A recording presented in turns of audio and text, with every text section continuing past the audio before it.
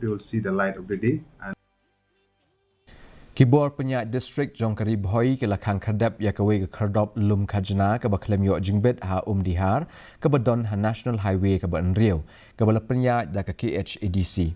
Ketika Khyrdop lum Khajna ke la shim pisa arspa tingka na kawe pakawe ke trok ket mar klem ke jing menjur ke babiang na ke sorkar.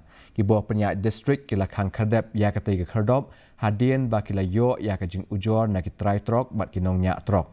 Deputy Commissioner Abhilash Baranwal ula pentikna ia kene ke jingkang da ka banjur ba omsha yanoru neki nuki riu shimet neki seng ban penyeng ya ki Khyrdop lum Khajna ha national highway klem da yo jingbet shwa naki bo bedekmi. It has come up in Umdihar on the national highway, and apparently the check gate belongs to KHADC. However, as per the government rules, no check gate of any department can come up over national highway or state PWD roads without adequate permission and NOC from the competent authority. Ka Jaintia Students Union kala